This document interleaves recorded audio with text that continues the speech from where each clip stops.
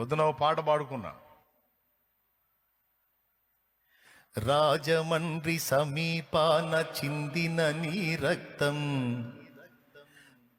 రక్కసి మూకల మార్పుకు మొరపెట్టును నిత్యం. చంపగలుగు వాడెవ్వడు నిజముగా నిన్ను, చంపగలుగు వాడెవ్వడు నిజముగా నిన్ను. చావును గెలిచిన యేసే లేపుతాడు నిన్ను. ఏమండి, పొద్దున ఏదో నా ఆనందం కోసం నేను పాడుకున్నా. ధన్యుడవో అన్న పగడాల ప్రవీణన్నా, ధన్యుడవో అన్న పగడాల ప్రవీణన్న, దయామయుని హత సాక్షిగా ఒరిగినావన్న.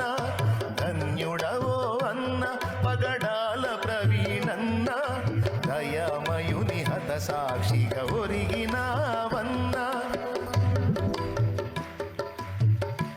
ఏమండి,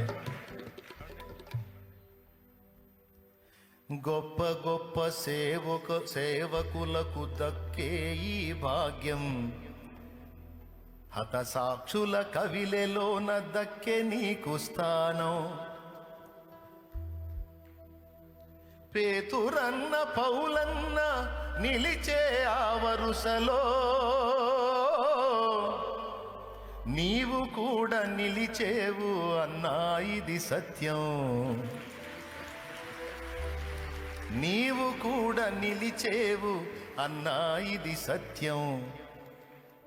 ధన్యుడవో అన్న పగడాల ప్రవీణన్న, దయామయుని హత సాక్షిగా ఒరిగినావన్న. ధన్యుడవో అన్న. దేవునికి స్తోత్రం. తప్పకుండా నా తండ్రి లేపుతాడు, కాకపోతే కొద్ది కాలం ఎడబాటు. ఏం చేయగలరు? దేహమునే చంపగలరు కానీ దాన్ని శాశ్వతంగా చంపగలరా? నిజంగా చంపేయగలరా? కొద్ది కాలం మౌనంగా ఉంది ఆ శరీరం. ఆయన కేక విన్నప్పుడు తిరిగి లెగుస్తాడు ఆయన. ఈసారి లేచే శరీరం అక్షయ శరీరం.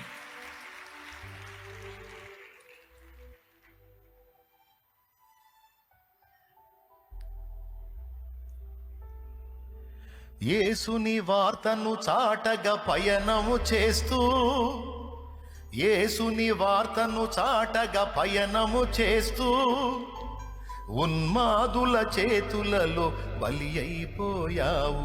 మత ఉన్మాదుల చేతులలో బలి అయిపోయావు. మూర్ఖులకు తెలియదు క్రైస్తవ్యం పుట్టుక, క్రీస్తు శిలువ శ్రమలలోనే పుట్టే సంఘ కన్యక. ఘోరమైన శ్రమలైన మాకు కొత్త కాదురా, ఘోరమైన శ్రమలైన మాకు కొత్త కాదురా. ఒక మనిషిని చంపితే 1000 మంది లేచురా,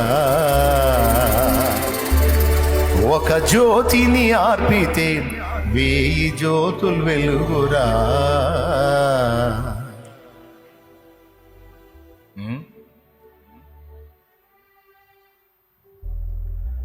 వేట కుక్కల్లాగా పొంచి ఉంటారు సాతాను సంబంధులు.